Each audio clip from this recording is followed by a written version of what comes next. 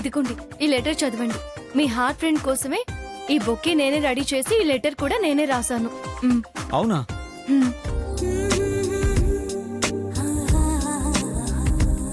ప్రియాతి ప్రియమైన పేరు తెలియని హార్ట్ ఫ్రెండ్కి ప్రేమ, ఇష్టం, ప్రాణం అన్నిటినీ కలగలిపి రాస్తున్న లేఖ ఇది. రామపాదం తాకగానే రాయి కూడా అహల్యగా మారినట్టుగా నీ పరిచయం నన్ను మంచి మనిషిగా మార్చేసింది. నీ స్నేహం కోసం సంవత్సరాలే కాదు నేస్తం, ఎన్ని జన్మలైనా సరే ఎదురు చూస్తాను.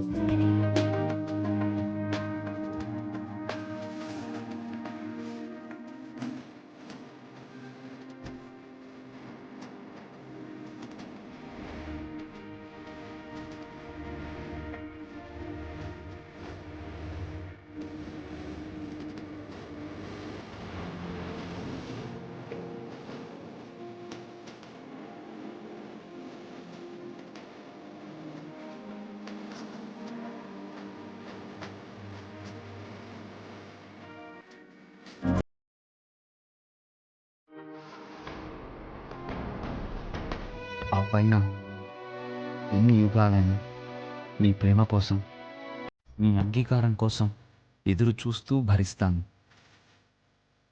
ఎందుకంటే ఈ శ్వాస నీకోసమే తీసుకుంటున్నాను, ఈ జీవితం నీకోసమే అర్పిస్తున్నాను. నా కళ్ళలోకి చూస్తూ కళ్ళార్పకుండా చెదరని చిరునవ్వు నవ్వితే అది నా గుండెల మీద చెరగని ముద్ర వేస్తుంది. ఇంతకన్నా నేనేమీ కోరను. ఇట్లు నీ తొలి పరిచయం.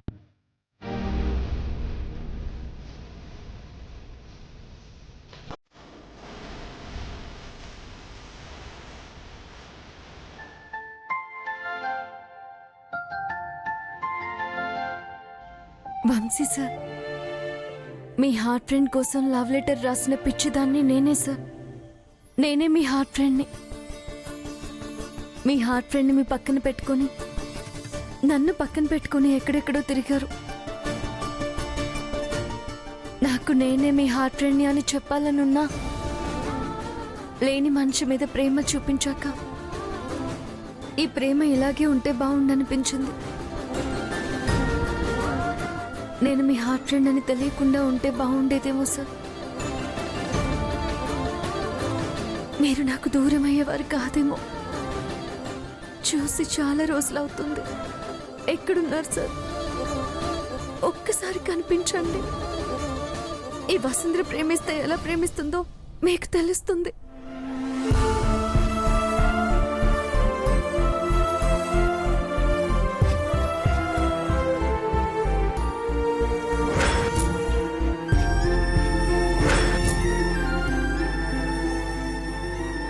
వసుంధర గారు. ఆనంద్ గారు, మీరా? మా వాళ్ళందరూ అక్కడే ఉన్నారండి. మేడం ఎలా ఉన్నారండి? మా అన్నయ్య వచ్చేంత వరకు మా అమ్మ నిర్జీవంగానే ఉంటారని డాక్టర్ కూడా తేల్చి చెప్పేశారు వసుంధర గారు. మా అన్నయ్య వస్తాడన్న ఆశ, నమ్మకం మీరే వసుంధర గారు. అయినా ఇందాక మా వాళ్ళు మిమ్మల్ని బాధపడేలా మాట్లాడారు. వాళ్ళ తరపు నుంచి క్షమాపణ చెప్తున్నాను. క్షమించండి వసుంధర గారు. వాళ్ళు నన్ను అనకపోతే ఆశ్చర్యం గాని ఇప్పుడంటే నాకేం కొత్త కాదు కదండి. వాళ్లకున్న అలవాటు పోదు. దాని గురించి వదిలేయండి ఆనంద్ గారు. మీరు చేసిన వ్రతం వల్లే, అమ్మవారి ఆశీర్వాదం మీకు దక్కడం వల్లే మా అన్నయ్య ఎక్కడున్నా క్షేమంగా ఉంటాడని మా అమ్మ నమ్ముతుంది. మీరే వచ్చి అమ్మకు అప్పుడప్పుడు ధైర్యం చెప్తూ ఉండండి. ఆనంద్ గారు, వంశీ సార్ అంటే గుర్తొచ్చింది.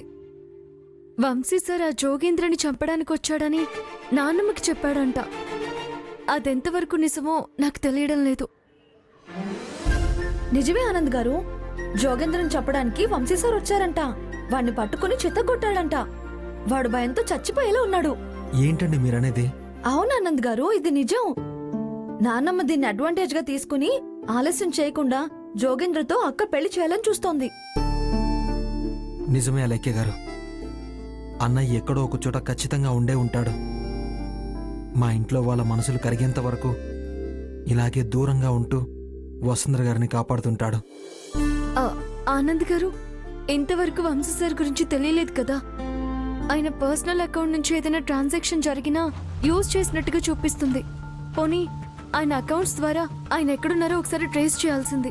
ఆ పనిని మేము అన్నయ్య కనిపించకుండా వెళ్ళిపోయినా 2వ రోజు మొదలుపెట్టాం వసుంధర గారు. కానీ అన్న ఏ బ్యాంక్ నుంచి డబ్బులు విత్డ్రా చేసుకోలేదు. కానీ అన్నయ్యకు ఎవరికీ తెలియని ఒక పర్సనల్ అకౌంట్ ఉంది. అన్నయ్య ఫోన్ త్రూ యాక్సెసరీస్ ద్వారా డబ్బులు తీసుకునేవారు. ఆ అకౌంట్ కోసం మేము సెర్చ్ చేసినా దొరకలేదు. ఒక్క నిమిషం ఆనంద్ గారు.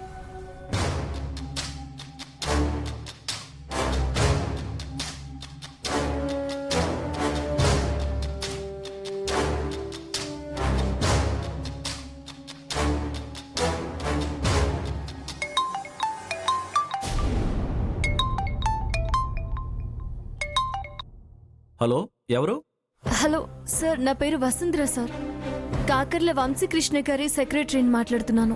చెప్పండి మేడం. నేనే మీకు కాల్ చేద్దాం అనుకున్నాను. ఇంతలోనే మీరు కాల్ చేశారు. ఆ, దేని గురించి సార్? ఆ అకౌంట్ నుంచి 3 months బ్యాక్ మాత్రమే విత్డ్రా అయ్యాయి. ఈ మంత్లో ₹1,00,00,000 అమౌంట్ ట్రాన్సాక్షన్ జరిగింది. ఏం మాట్లాడుతున్నారు సార్? ట్రాన్సాక్షన్ ఎప్పుడు జరిగింది? 4-5 days బ్యాక్ మేడం. వీటి వివరాల గురించి మీకు ఇన్ఫార్మ్ చేద్దామని మేము అనుకున్నాం. కొన్ని అకౌంట్స్ పెండింగ్ వల్ల లేట్ అయింది. Sorry madam. ఇదంతా నిజమా? ఆ డబ్బులు ఏ బ్రాంచ్ లో విత్డ్రా అయ్యాయి? ఆ అమౌంట్ తీసుకున్న పర్సన్ ఎవరో చెప్పగలరా? అది మేము చెప్పలేం మేడం. ఆ అకౌంటెంట్ దగ్గర పూర్తి వివరాలు ఉంటాయి. రేపు ఆయన రాగానే మీకు కాల్ చేయిస్తాను. ప్లీజ్ సార్, కొంచెం ఎలాగైనా ఇన్ఫర్మేషన్ చెప్పండి. కన్ఫామ్గా మీకు తెలియపరుస్తామమ్మా. అయితే ఆ అకౌంట్ క్లోజ్ చేయమంటారా? నో నో నో నో, వద్దు సార్, అలా చేయకండి. వంశీ సార్ కనిపించకుండా ఎక్కడికో వెళ్ళిపోయారు. అందుకే ఆ అమౌంట్ విత్డ్రా చేసుకున్న వ్యక్తి ఎవరో మాకు తెలియాలి. Okay madam, sure. ఏమైంది వసుంధర గారు? ఆయన అకౌంట్ నుంచి ₹1,00,00,000 ట్రాన్సాక్షన్ జరిగిందని మేనేజర్ గారు చెప్తున్నారు.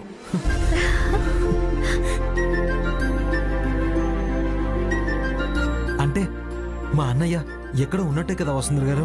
అవును ఆనంద్ గారు, రేపు ఉదయం బ్యాంక్ మేనేజర్ గారు పూర్తి వివరాలు చెప్తానన్నారు. ఎలాగైనా రేపు వంశీ సార్ దొరికేస్తారు. ఈ ఒక్క మాట చాలండి. అన్నయ్య వస్తున్నాడన్న నమ్మకం తెలిస్తే చాలా సంతోషపడుతుంది. అక్క, నిజంగా ఇన్నాళ్ళకి ఎంత శుభవార్త చెప్పావక్క. ఈ విషయం తెలిస్తే ఆ జోగేంద్ర గారిది మా నాన్నమ్మది 2 గుండెలు ఆగిపోయేలా ఉన్నాయక్క. ఈ విషయాన్ని వెంటనే మా అమ్మతో చెప్తాను వసుంధర గారు. డాక్టర్లు కూడా ఇవ్వలేని మందులు మీరిచ్చారు. ఎలాగైనా మా ఇంట్లో వాళ్ళ మొహంలో మళ్ళీ సంతోషాన్ని చూస్తాను. వస్తాను వసుంధర గారు. వస్తాను అలేఖ్య గారు.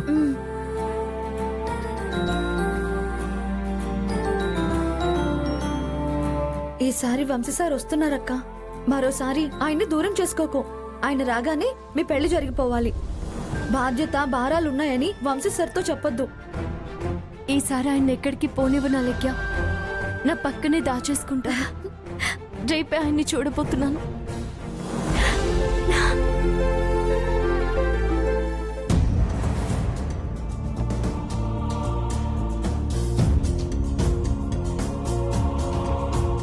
ఏంటమ్మమ్మా అంతలా ఆలోచిస్తున్నావు? బావు గురించేనా? ఆయన గురించే నక్షత్ర. ఆయన్ని చూడకుండా ఒక్కరోజు కూడా గడిచేది కాదు. ఇప్పుడు ప్రతి క్షణం బాధతోనే గడపాల్సి వస్తుంది. అమ్మమ్మ, నువ్విక్కడేమో బావని తలుచుకుంటూ బాధపడిపోతున్నావు.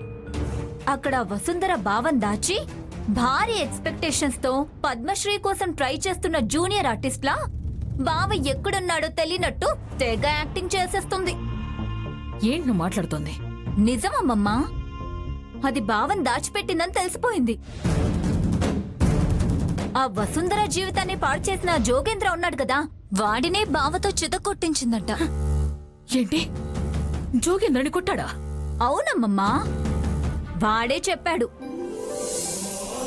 పోలీసులని ఆత్మరక్షణ కూడా కోరాడు. పోలీసులు పట్టించుకోకపోతే బావ వాణ్ణి చంపేస్తాడని హాస్పిటల్లో ఉన్న బల్ల గుద్ది మరీ చెప్తున్నాడు. ఆవేశపడుకు బేబీ. ఇప్పుడు వంశీ సేఫ్ గా ఉన్నాడని తెలిసింది కదా. నువ్వుండమ్మా. అమ్మమ్మ, బావ కోసం ఆలోచించడం కాదు, దానికి 4 తగిలించి బావ ఎక్కడున్నాడో చెప్పానండి. ఏం మాట్లాడుతున్నావు నక్షత్ర? ఉన్నదే మాట్లాడుతుంది వదినా. ఆవిడ గారు వంశీని ఎక్కడో భద్రంగా దాచిపెట్టి వసుంధర మనందరినీ పిచ్చోళ్ళని చేసి ఆడిస్తుంది. నిజంగా వసుంధరకు వంశీ గురించి తెలుసుంటే మనకి చెప్పకుండా ఉండదు. ఇకపోతే నా కొడుకు ఒకప్పుడు తిరిగిపోతే కానీ తప్పుడు మనిషి కాదు.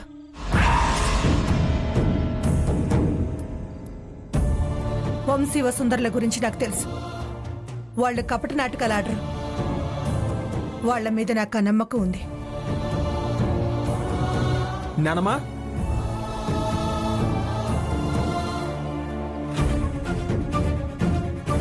నానమ్మా, ఇక్కడున్నావా?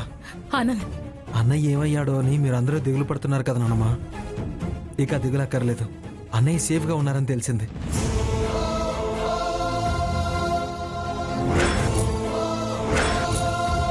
ఇందాక మేం చెప్తే నమ్మలేదు కదా వదినా. ఆనంద్ చెప్తున్నాడుగా, ఇప్పుడైనా నమ్ముతారా? అన్నయ్య గురించి మీకెలా తెలుసు? తెలిసేదే ఉంది. ఆవిడ గారు ఎలా చెప్తే అలా ఆడుతున్నారు కదా. అత్తయ్య, ఎవరి గురించి మాట్లాడుతున్నారో ఆలోచించి మాట్లాడండి. అన్నయ్య అంత అలసైపోయాడా? మీకెలాగూ సాయం చేసే గుణం లేదు, కానీ ఆ గుణాలున్న వసుంధర గారి మీదైనా నిందలేయడం ఆపండి.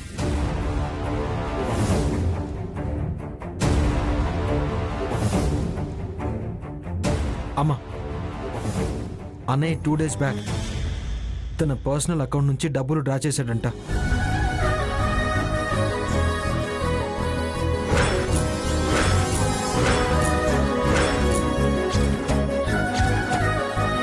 ఈ విషయం వసుంధర గారికి బ్యాంక్ మేనేజర్ చెప్పాడు. అన్నయ్య డబ్బులు తీశాడంటే క్షేమంగా ఉన్నాడనే కదా. నువ్వు చెప్పేది నిజమా ఆనంద్? అవునానమ్మా, అకౌంట్ ట్రాన్సాక్షన్ కూడా జరిగింది. మరి వంశీ ఎక్కడున్నాడో తెలిసిందా? రేపు ఉదయం చెప్తామన్నారమ్మా. కానీ నానమ్మా, అన్నయ్య ఇంటికి రావాలంటే ఆ వివరాలు చెప్తే సరిపోదు. మరి ఇంకేం చేయాలి? అన్నయ్యకు ఇంటికొచ్చే ఆలోచన రావాలంటే ముందు మీరు ఈ పంతాలు పట్టింపులన్నీ వదిలేసేయాలి.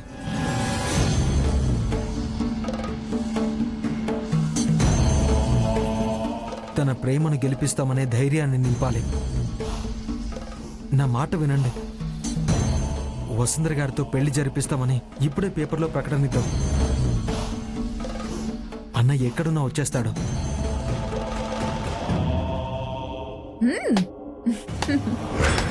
శభాష్ చిన్న బావా, వాళ్ళ కాంటెస్ట్ లో నీకు రోల్ ఉందన్నమాట. రోల్ కాదు నక్షత్ర, అన్నయ్యకు వసు గారి మీద ప్రేమ ఉంది. ఆయన్ని ఇంటికి రప్పించడానికి దారుంది. అది నీకు కూడా మాటలు బాగా నేర్పించింది ఆనంద్. అత్తయ్య, అవును, నువ్వు ఒప్పుకున్నా ఒప్పుకోకపోయినా ఇదంతా అది ఆడిస్తున్న నాటకమే ఆనంద్.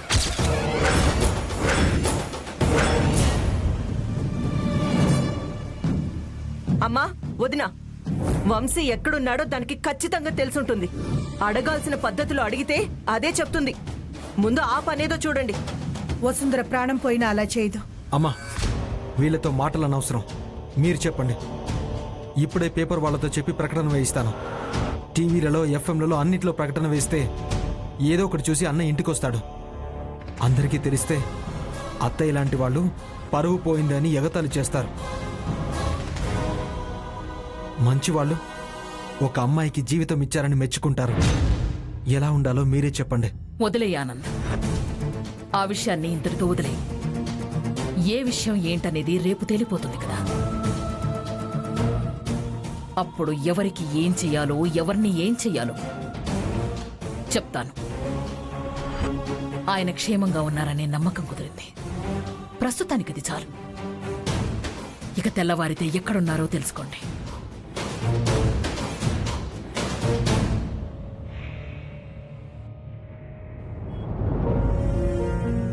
అమ్మా, నేనిప్పుడు నడవలేని దాన్నే కాదు, నిర్ణయాలు తీసుకోలేని అసమర్థురాల్ని కూడా ఆనంద్.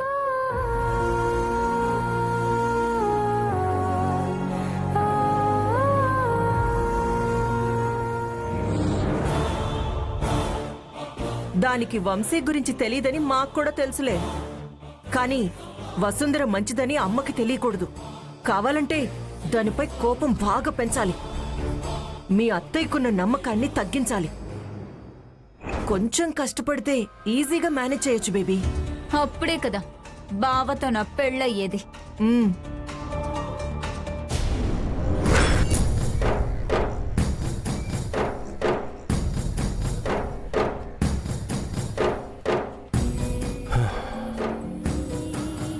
అమ్మ దగ్గరికి వెళ్తే వాళ్ళు చూస్తారు. ఇప్పుడు నేనెవరో వాళ్ళకి తెలియకూడదు. ఏం చేయాలి? డిలే చేస్తే ఇంకా ప్రాబ్లం పెరిగిపోతుంది.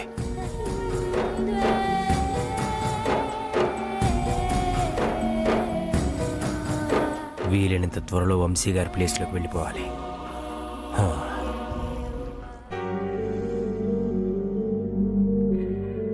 మధుర, మురళి ఇంకా రాలేదేంటి? మనల్ని ఇంటికి ఎప్పుడు పంపిస్తారో కనుక్కునేవాడు కదా. ఎప్పుడైనా పంపించంలే, ఇప్పుడు వచ్చిన తొందరే ఉందమ్మా. నువ్వు రెస్ట్ తీసుకో. నాకిక్కడ ఉండబుద్ధి కావటం లేదే. మీ అన్నయ్య వస్తే నన్ను ఇంటికి తీసుకెళ్ళిపోతారా? అమ్మా, నువ్వు కాసేపు సైలెంట్గా ఉంటావా? నేను వెళ్ళి చూస్తానులే. అన్నయ్య ఇక్కడే ఎక్కడో బయట ఉండుంటాడు. చూసు. సరే, వెళ్ళు.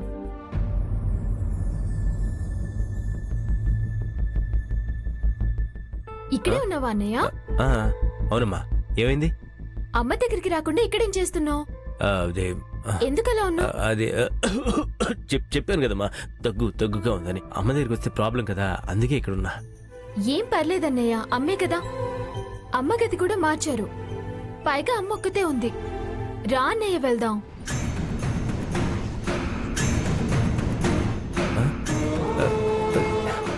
ఒక్కరితే ఉండడం ఏంటమ్మా? మన పక్కనున్న వాళ్ళు పేరు సుచిత్రాదేవి గారా? డిశ్చార్జ్ అయి వెళ్ళిపోయారు. ఆమెది పెద్ద సీరియస్ కండిషన్ ఏం కాదంట. ఏదో బెంగ పెట్టుకుందంట. రా అన్నయ్య, వెళ్దాం. సరే అమ్మా, పద.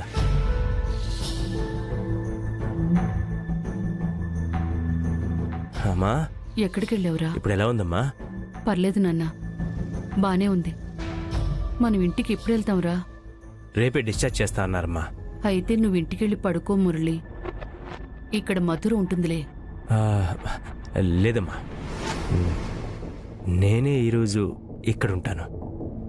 అదే అంటే రేపు నాకు చాలా ముఖ్యమైన పని ఉంది. ఆ పని మీద బయటికి వెళ్ళి ఎప్పుడు వస్తానో నాకే తెలీదు. అంటే డిశ్చార్జ్ కోసం నువ్వేం కంగారు పడకు, నేను ఏర్పాట్లన్నీ చేసి పెట్టాను. నువ్వు మధుర ఇంటికి వెళ్ళడమే. అయితే మధుర ఒక్కటి చూసుకోగలదా? నేను చూసుకుంటానమ్మా. నేనేమైనా చిన్నపిల్లనా? మమ్మల్ని ఇంటి దగ్గర దిగబెట్టి ఉంటే బాగుండేది మురళి. కరెక్టేనమ్మా, నాకు ఉండాలనే ఉంది. కానీ మనకి హెల్ప్ చేసిన వ్యక్తి ఉన్నారు కదా, వాళ్ళ కుటుంబాన్ని కలవడానికి వెళ్తున్నాను. అందుకనే. అలాగా? అయితే వెళ్ళు నాన్నా. నా తరఫున కూడా వాళ్ళ కృతజ్ఞతలు చెప్పు.